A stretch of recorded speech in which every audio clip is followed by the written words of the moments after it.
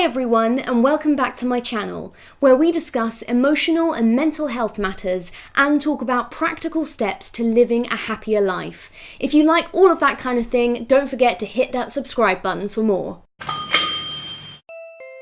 Today I'm going to be doing the mental health tag. As we all know, mental health is a very challenging thing to talk about, but I thought it was only fair for me to let you know a little bit about my mental health conditions so that hopefully you'll be able to relate and we can get to know each other a little bit better. The first question is, what is your mental illness? I would say my mental illness is anxiety and depression, and these are probably two of the most common mental health issues these days. These are things that you're not born with, but are often acquired throughout life through different challenges that you might face and traumas that you might suffer. I believe that more and more people are suffering with this, and it's something that a lot of people can relate to. The good thing about it is that if you want to get help, there are strategies out there, practical tips to help yourself, because so much about mental health is doing it for yourself in your own mind.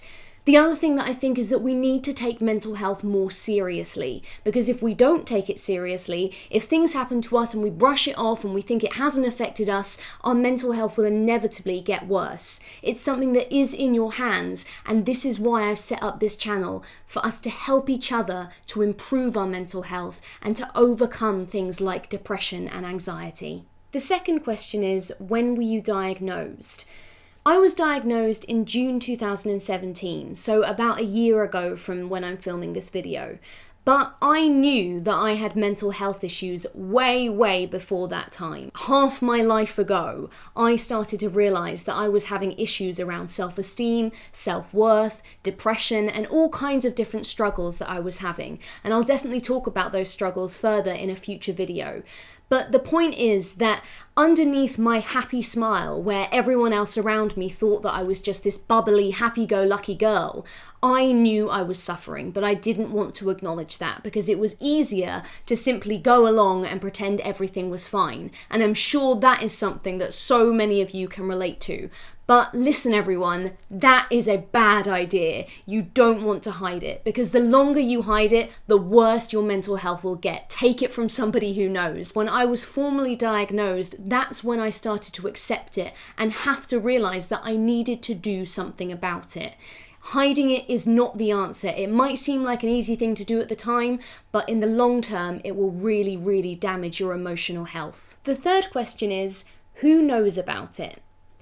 Now, as I said, for a long time, I hid it from everyone, so I was the only one that knew about any of my issues. When I was a teenager, as a lot of people do, I started suffering from eating disorders, and eventually my parents found out that I wasn't eating, found hidden food that I'd kept in my room, and that's when it all started to come undone, because my family started to realise that I was having a problem. At the time, I saw that as the worst thing in the world. I didn't want anyone to know that I was having any issues, but it was unavoidable. And I'll definitely talk more about my eating disorder and that struggle in a future video. I, since then, have been through a long period of keeping it as quiet as I could.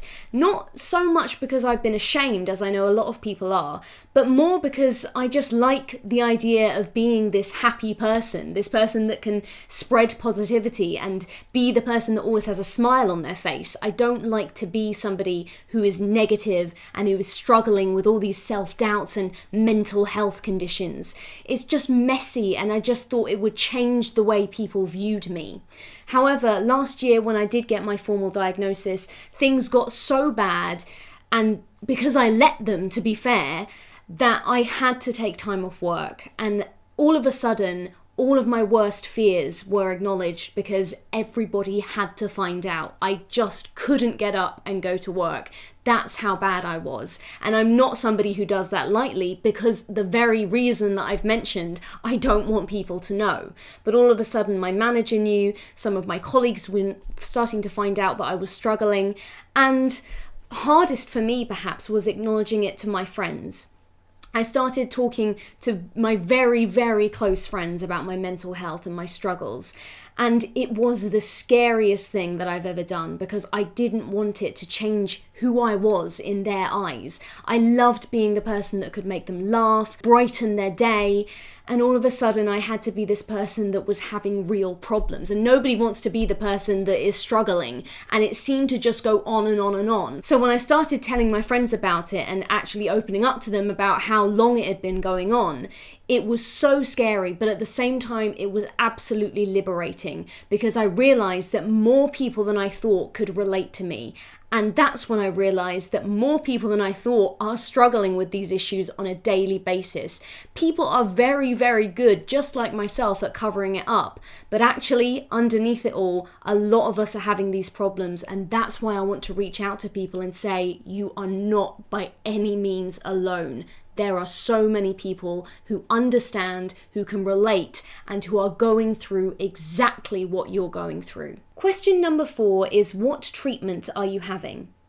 As I mentioned, I have been professionally diagnosed, and at the time of my diagnosis, I was prescribed with medication and some amount of counselling.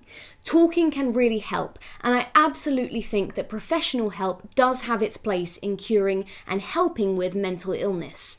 However, I do believe that a lot of it is down to yourself, and self-help and self-development strategies and tips can really, really go a long way to getting you through your everyday life, because you're going to have ups and downs. You're going to have those days when you feel absolutely rubbish, where you can hardly get out of bed, and on those days it's down to you to be able to know how to overcome those barriers. Live your day and get on with your life and have a purpose for that day and be able to motivate yourself. That's what I want to share on this channel. Sometimes the major issue I find with professional help is that the person you're talking to hasn't been through it themselves.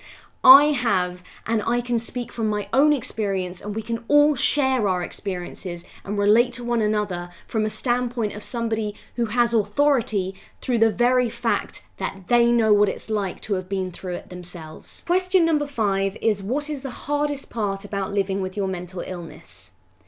This is such a tough question to answer because there are so many difficult things about living with mental illness. I'd say for me, one of the hardest things is waking up with a feeling of anxiety and feeling that emotional state of butterflies and physical exhaustion, feeling twitchy, feeling like everything in your body is being shaken up and you don't exactly even know why. But I think for me it's come to be that I'm just dreading the day. How am I going to scrape myself out of bed and live this day? And that's what anxiety does to you. If you'd like to find out more about my personal struggle with anxiety, please check out the video that I made the other day called Living with Anxiety, and I'll link that in the description below, so check that out. The other thing is my relationships with people and how they suffer because of my depression and my anxiety. As you'll know if you've ever suffered with these things, your emotions are in a state of high alert. I often get angry, I get irritable with people, and most importantly, I get sad. Like I've said, some days I just feel like I can't do things. And it's horrible because I never want to be the person that lets people down. I always want to be the best that I can be. I want to be somebody who can be smiley and happy, but I also want to be somebody that people can rely on, that keeps to their word, that is that friend that isn't going to let you down. And so when I have those days when I'm so anxious that I can't even bring myself to look at my phone, that I can't acknowledge people's texts, or I can't respond to people's phone calls, I feel awful about that. The guilt that comes into my mind when I ignore somebody is huge.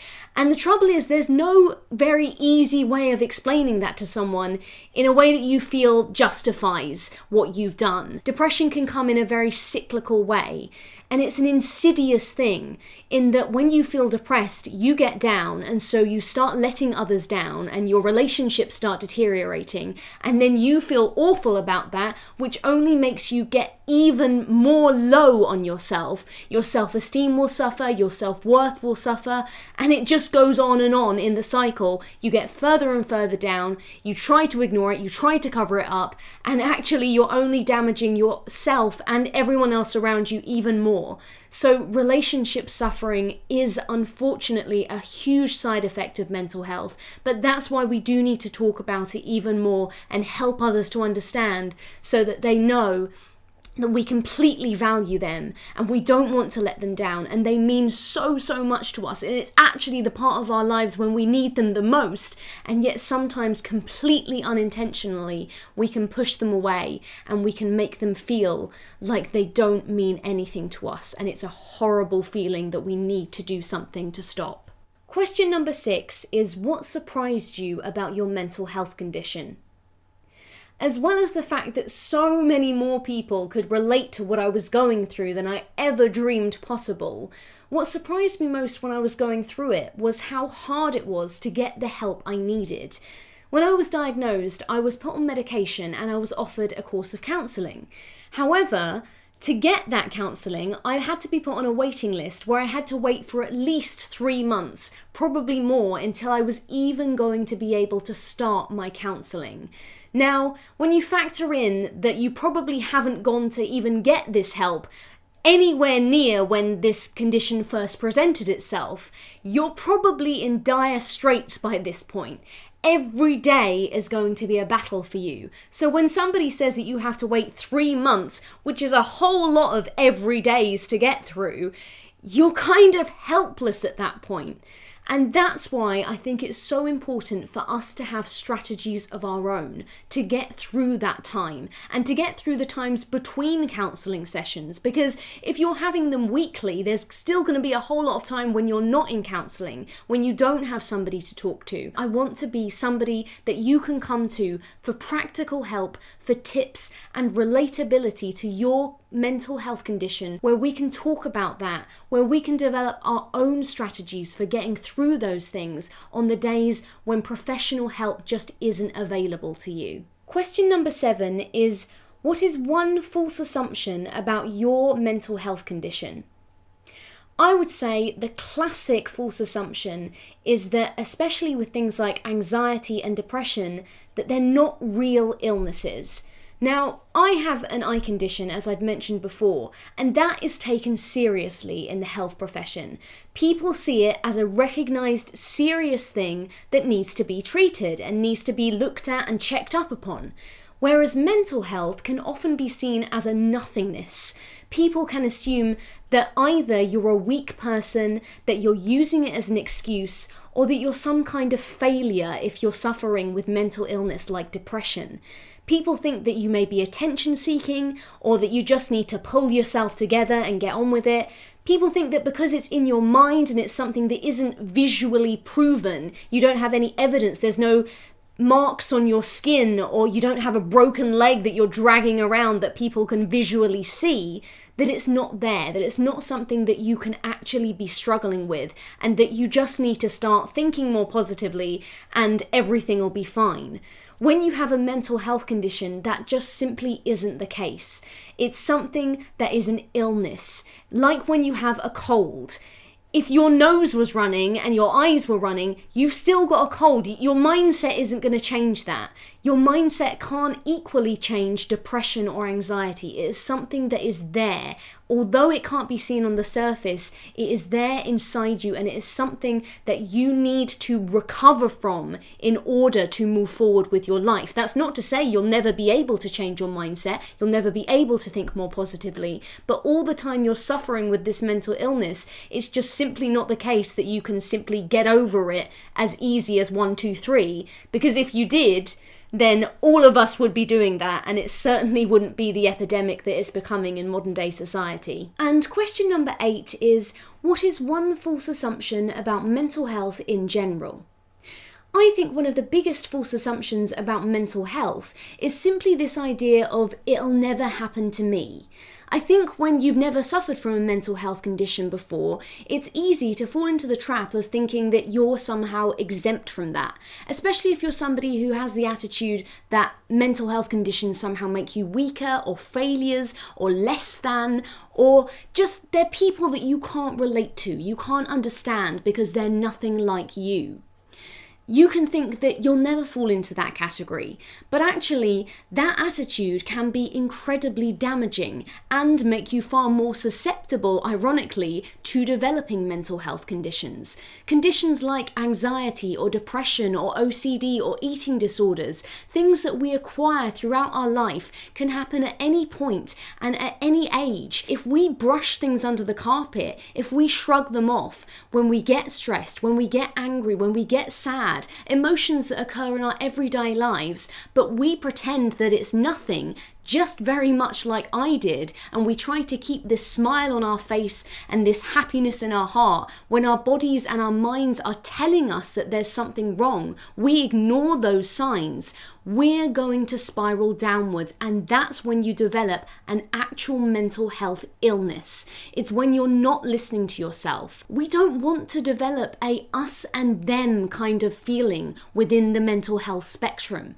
Just like with any other minority group, we're all just people, we're all human beings, we're individuals, and we need to work together to help with these problems so that we can be more equipped when these things come along, that we can have practical strategies, tips and tools, ways of helping ourselves to recover, to get better, so that whenever something comes along like this, a mental health condition, whether it's affecting you or whether it's affecting somebody you love, you will be more equipped with the skills to deal with that. We all need to understand, and we all need to work together to stop mental health conditions completely spiraling out of control. That was the mental health tag. I hope you enjoyed listening to my answers, and I hope you've learned a little bit more about me and my mental health conditions.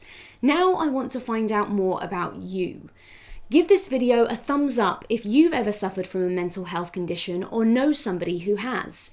If you're interested in this kind of discussion, then subscribe to my channel for more practical tips, coping strategies, and how we can get better with our mental health conditions, how we can work together. And talking of that, please leave me a comment on what you struggle with and what you'd most like to learn strategies to help you cope with. I'd love to join the discussion in the comments below and hear your thoughts on this matter. Thanks for watching, and enjoy your day as though you were a cat who'd just been left at home alone with a giant jug of cream. See you later, guys. Take care. Bye! Thanks for watching, and enjoy your day as though you were a cat who'd just been left alone in the house with a giant clug of clean.